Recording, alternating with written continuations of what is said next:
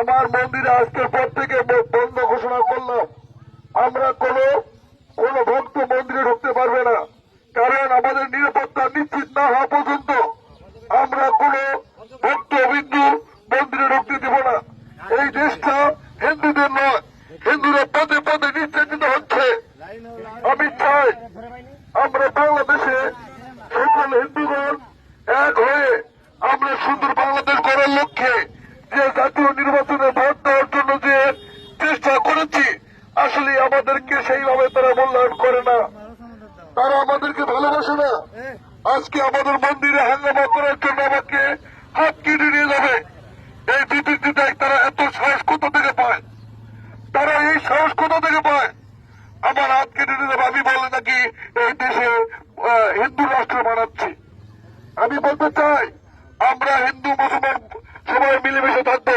সেইখানে এই উগ্রবাদী এই জঙ্গি গোষ্ঠীরা এখনো সেই আগের মতো ৭১ সালের মতো এখনো হিন্দুদের সেই হত্যা নির্যাতন করার চেষ্টা করছে।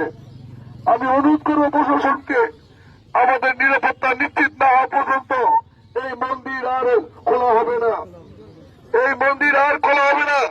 যদি আমরা নিরাপদ নিশ্চিত না করতে পারি, আমরা দূর দূরান্ত থেকে ভক্তরা আসে, যদি একটা ভক্তের কোনো ক্ষতি হয় এই দায়িত্বভার আমাকে নিতে হবে, কারণ আমি মন্দির না করলে ভক্তরা আসতো না।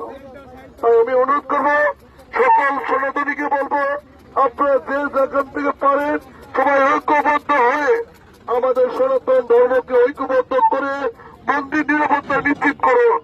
আজকের যে জঙ্গি রিজন সৈকত যারা এই জঙ্গি চালাচ্ছে, আমি তাদেরকে বলতে চাই আইনের মাধ্যমে তাদেরকে গ্রেফতার না করা হওয়া পর্যন্ত আমরা মন্দির চালাবো না। লাভলু মাস্টার, লাভলু পূর্বাচারের ছেলে সৈকত, একজন সৈকত, একজন রিজন, একজন বীর সৈকত, এইভাবে এদেরকে অ্যারেস্ট করে না পর্যন্ত আমরা হিন্দুরা মন্দির চালাবো না। আজকে লাভলু মাস্টার পূর্বাচারের ছেলে সৈকত সকল ইন্ধন দাতা, সে আমাকে হুমকি দিচ্ছে। এই টিরু চেয়ারম্যান তার কিছু ইন্ধন আছে এই মন্দিরের বিরুদ্ধে। আমি টিরু চেয়ারম্যানকে বলতে চাই, হরিদাস বাবু একা নয়, হরিদাস বাবু সারা বাংলাদেশ হিন্দুদের মধ্যমণি। আমি টিরু চেয়ারম্যানকে বলতে চাই, আপনি আপনার এলাকার মন্দিরকে রক্ষা করার জন্য আপনি কি ভূমিকা নিচ্ছেন? শুধু নিচে উস্কানি, কূটনীতিক, চার দোকানে বসে হরিদাস বিরুদ্ধে ষড়যন্ত্র। আমি স্পষ্ট বলতে চাই, টিরু চেয়ারম্যান তুমি তোমার মুসলমান নিয়ে থাকেন, আমার হিন্দুকে নিয়ে কোন ধরনের ষড়যন্ত্র করলে আমি হরিদাস একার প্রতিবাদ করব।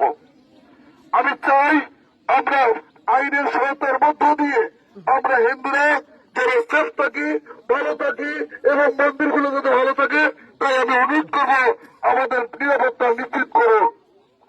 হরে কৃষ্ণ, ভালো থাকবেন।